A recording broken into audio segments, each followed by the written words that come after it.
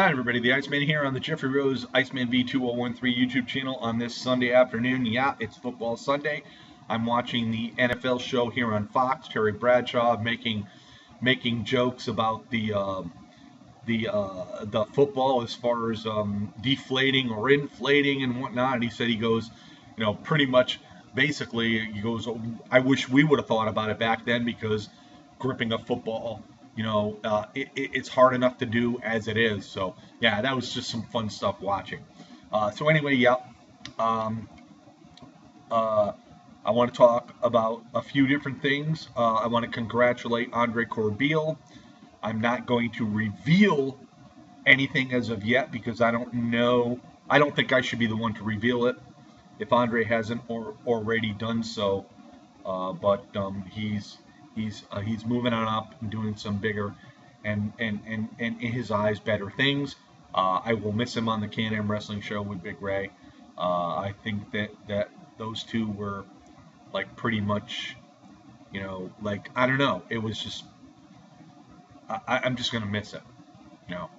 Big Ray's gonna move on and he's gonna do some other things as well. And he does have another cast of characters and great people like Bill Schuyler, Billy Ray Valentine, PW Hustle, and whatnot.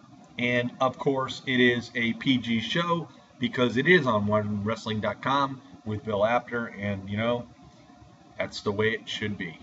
So anyway, on this Sunday, a lot of people talking football and whatnot. A lot of people already talked about the game on Thursday night with the Patriots and the Steelers. And of course, obviously, the Patriots won that game, as we all know.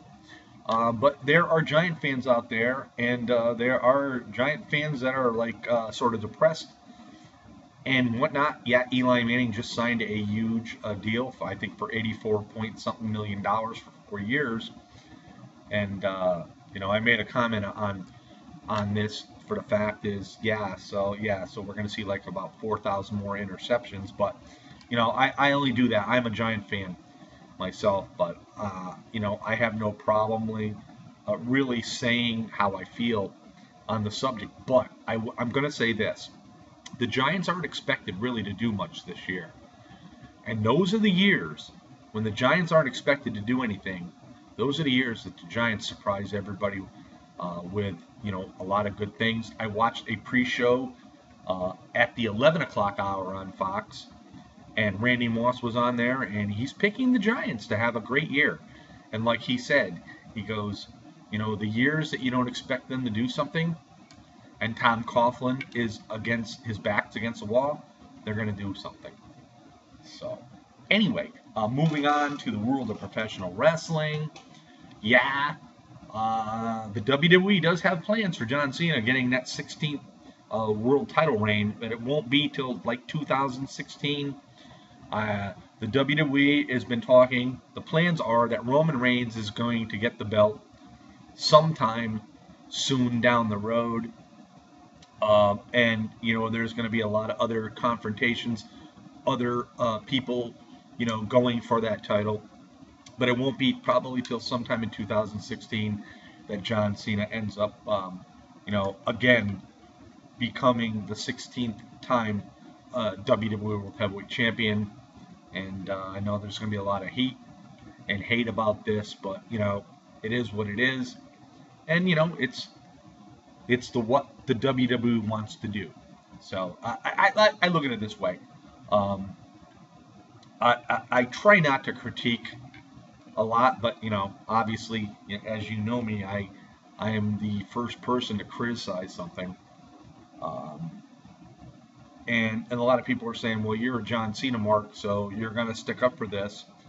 And it's like I said, and I'll say this once again, I'm more of a John Cena fan outside of the wrestling industry than I am when he's in the ring.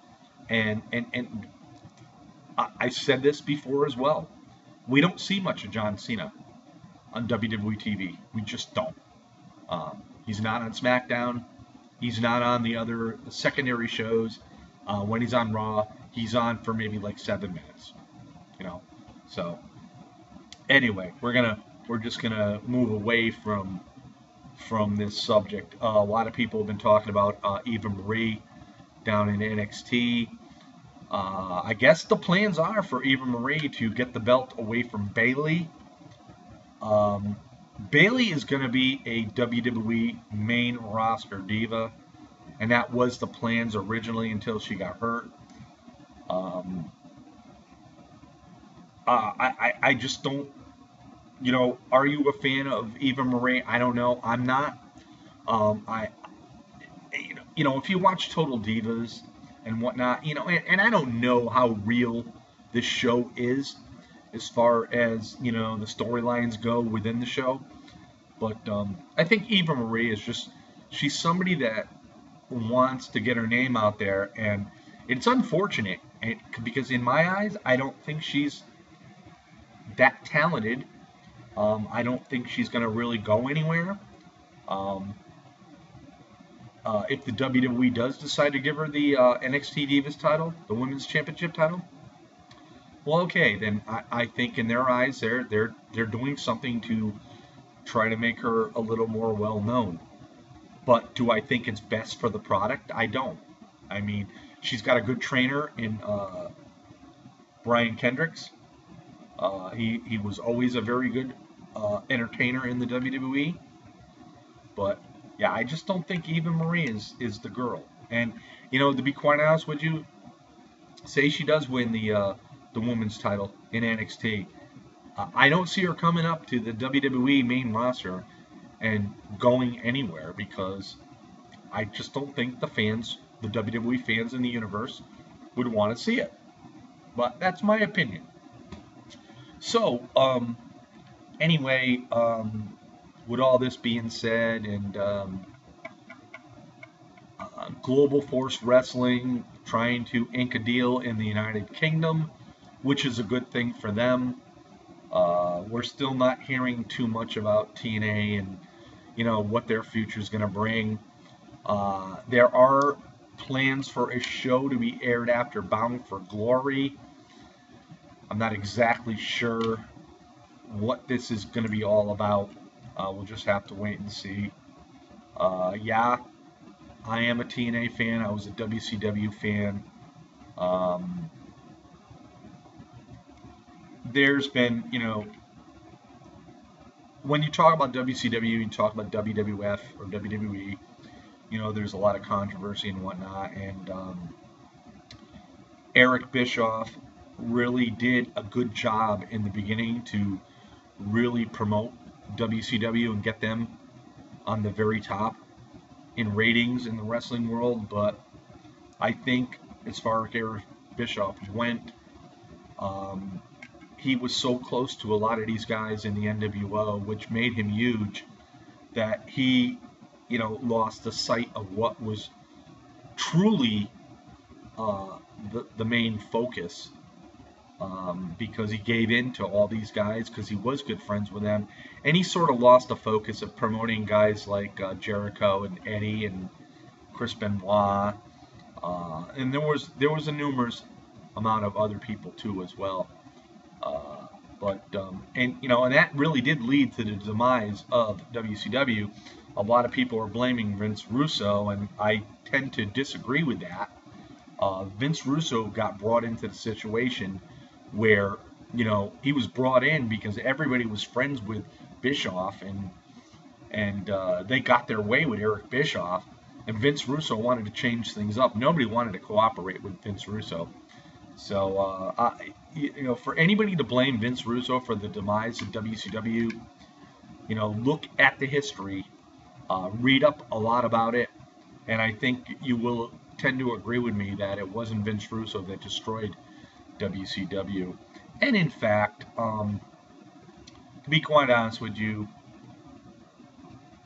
it was a lot of things that had to do with the network itself, Ted Turner, TNT, TBS. There was just a lot that we all don't know, and if we really did a little bit of soul searching and internet searching, we would find out the truth behind it all. Vince Russo is, I like watching his videos, and I can tell by watching his videos that he's down to earth, and he has no pressure on him. He has an even flow. He's a smooth speaker, and like I've said before, where do we see Eric Bischoff, talking about this situation? Maybe in documentaries on DVDs, or he'll throw something out there on Twitter. But at least Vince Russo goes in front of a camera, and I respect that. And